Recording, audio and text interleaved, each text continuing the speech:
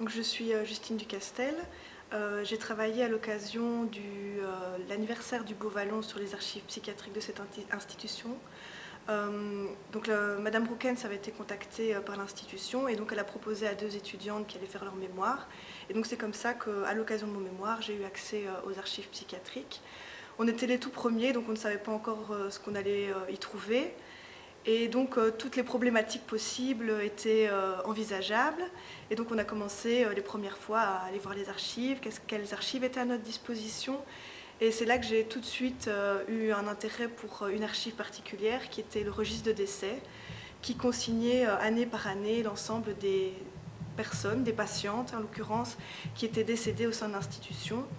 Et donc j'avais déterminé la population sur laquelle j'allais travailler et il me restait à trouver d'autres archives qui allaient pouvoir m'en dire un peu plus sur cette population de femmes qui étaient décédées. Et donc je suis naturellement allée vers des archives médicales qui ont été de 2 types, des registres médicaux et des registres qui consignaient les informations concernant la colocation de ces mêmes patientes. Et donc, grâce à ces archives principalement et d'autres archives administratives pour un peu plus contextualiser ma problématique, je me suis intéressée à savoir comment ces personnes qui décèdent au sein d'institutions ont vécu, pourquoi sont-elles entrées dans l'institution, qu'ont-elles fait dans l'institution pendant une période plus ou moins longue et surtout comment elles y sont sorties. Et là, en l'occurrence, c'était parce qu'elles sont décédées, qu'elles n'étaient plus dans l'institution et savoir pourquoi est-ce qu'elles meurent dans l'institution, comment ça se passe, après combien de temps est-ce qu'on meurt dans une institution psychiatrique. Donc grâce à ces archives médicales et à d'autres archives administratives, j'ai pu essayer de déterminer quelles étaient ces trajectoires et les conditions d'internement pour ces femmes qui étaient rentrées dans l'institution.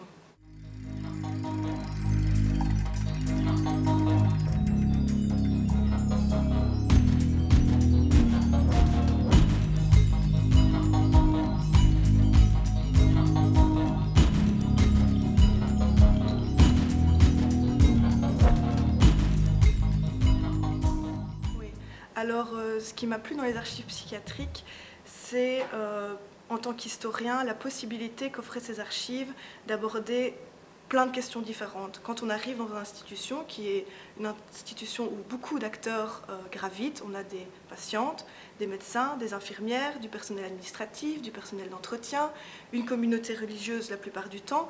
C'est autant d'acteurs et autant de producteurs d'archives également qui produisent des archives d'un type différents, des archives administratives, des archives médicales, des archives où on note au quotidien ce qui se passe dans l'institution. Donc c'était intéressant, sans savoir quelle problématique aborder, d'avoir accès à une multitude d'archives qui émanaient de producteurs différents. Et au-delà de ces types d'archives différents, c'est aussi les supports des archives qui étaient intéressantes. On a évidemment des archives écrites, on avait aussi, on pouvait au moins faire des archives de type oral, c'est-à-dire aller interviewer les gens, des archives photographiques, des films. Les bâtiments eux-mêmes étaient un support d'archives. Et dans mon cas plus particulier, l'institution abritait un cimetière. Moi qui étudiais les femmes qui sont décédées au sein de l'institution, le cimetière devenait aussi une archive en tant que telle. Donc je pense que c'est vraiment l'intérêt et ce qui m'a le plus plu dans les archives psychiatriques, c'est la richesse de celle-ci et la possibilité de déterminer une problématique, plein de problématiques différentes et de pouvoir choisir dans ces problématiques. Maintenant, je pense que l'apport majeur de ces archives, les archives psychiatriques, c'est qu'en tant qu'historien, on est toujours amené à jongler entre théorie et pratique. On doit, par la théorie, par nos lectures, on détermine une théorie en rapport avec notre problématique, et la pratique, elle émane des archives et de l'analyse qu'on fait de cette dernière. C'est vrai pour tout type d'archives, qu'elles soient psychiatriques ou non, mais j'ai trouvé qu'avec les archives psychiatriques, cette confrontation entre théorie et pratique était très intéressante et amenait à beaucoup de questionnements qui vont au-delà de... on dit oui ou non, ça correspond, théorie et pratique correspondent, mais ça va bien au-delà et on arrive à des questions sur les pratiques même de la psychiatrie. C'est-à-dire que dans mon cas, par exemple, j'ai étudié comment entrer les femmes par la colocation.